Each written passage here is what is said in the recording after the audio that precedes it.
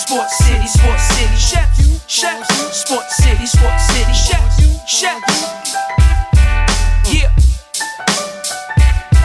Cabby, Taj. What's going on, Sports City? It's your boy Sirius back at the helm with another edition of Finger Foods, an exclusive here on Sports City Chefs to Network and SportsCityChefs.com. As I customly say before we get started, if you're not currently a subscriber, I would definitely urge you guys to become a subscriber. Hit that post notification and that bell and get notified every time we post. We are also on a plethora of different social media platforms such as Facebook, Instagram, TikTok, and Twitter. So if you enjoy the content that we bring to you on a regular basis, I would definitely urge you guys to jump onto our social media platforms and interact with us. These thoughts and these feelings are those of my own and do not represent the National Football League or Sports City Chefs as a company. I shoot from the hip, I pull no punches, and I definitely spare no feelings.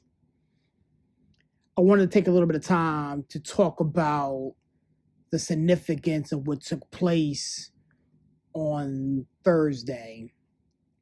Dan Snyder was voted out by the NFL and ushered in a new era of management for the Washington Commanders, or the Washington franchise. Josh Harris and his group are now the new owners. For those of you that don't know where I reside, I live in Ashburn, Virginia, which is literally smack dab in the middle of where Washington's headquarters is located. From my front door, I can throw a rock and hit their practice facility. So to say that this transition is significant to me would be a drastic understatement, even though I am a fan of the Pittsburgh Steelers. This is where I lay my head. A lot has been said about the sale of this franchise, and I'm not going to waste anybody's time getting into the minutia about the sale, but I wanted to talk about what was subsequently uncovered after the sale was made public. Dan Snyder allegedly, has now been confirmed that he wasn't forthright and upfront with shareholders as far as revenue. According to the reports that was conducted, he definitely did commit sexual assault to at least one of the females that were prosecuting against him, and yet he's walking away with close to $5 billion after all fines and everything is paid for. My question is why? If we are to believe or are to assume that this man is the scum of the earth, if you will, he will arguably go down as one of the worst owners in sports history.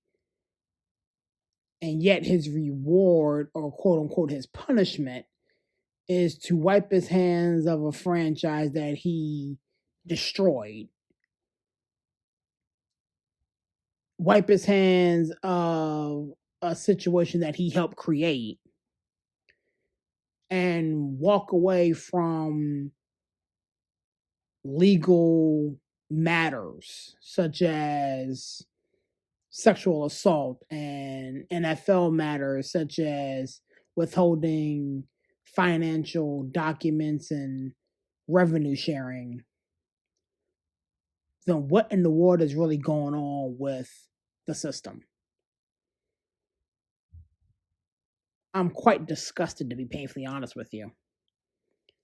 I had a conversation with Villain offline about the state of affairs that quote unquote America finds themselves in, where you can be a jerk, a vile human being, a predator, if you will, and still walk away with $5 billion, essentially. I'm disgusted. If we're going to perpetuate this line and this idea that we want to be role models and teach the kids and be somebody or something to look up towards, how can I look at my son who is 3 and tell him, you know what, son, we don't want to be bad people. We don't want to lie, steal, cheat, touch inappropriately, etc., because that's bad. Only for him to jump on his tablet and see that Daniel Snyder just walked away with $5 billion. To see him walk in and sit down with me and turn on the TV and see him and so many others that have been convicted of such acts so profitable. I'm disgusted. And something needs to be done.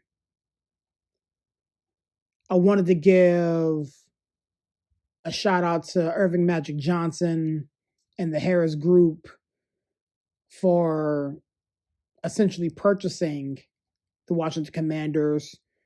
But Irving Magic Johnson has a special place in my heart. I'm a basketball lover. I'm a sport junkie, if you will. He owns or is part owner of several other sports teams. But as an African American male, we now have a seat at the table. Albeit it's a small seat, but a seat nonetheless. We finally got somebody that can break through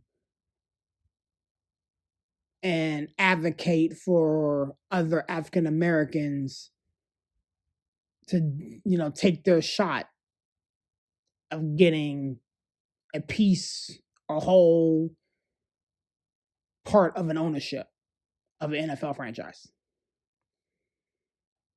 Josh Harris said in his introductory press conference that his ownership group is diverse on purpose. Again, I'm a fan of the Pittsburgh Steelers. I bleed black and gold. I'm from there, born and raised there.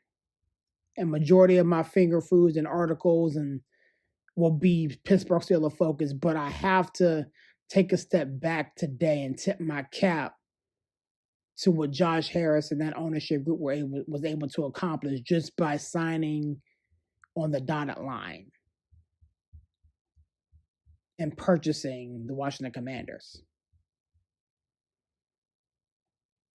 I wish them nothing but the success, in the days, months, and years ahead. This is a marathon, not a sprint.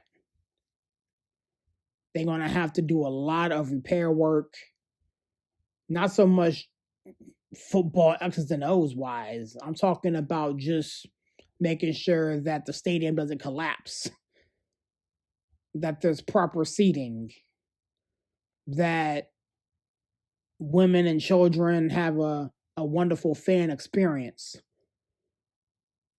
that lines at concession stands aren't ungodly long, that the TVs and the practice facility work. Like, he has a lot to do. And again, for my friends, my family members, my loved ones, the people I work out with, the people I worship with, the people I play basketball and softball with who are fans of this team, take a bow. You stuck with it. You heard all the jokes. You got enough egg on your face to make scrambled eggs for breakfast in the morning. This is your time. This is your day. This is your week. Training camps open next week.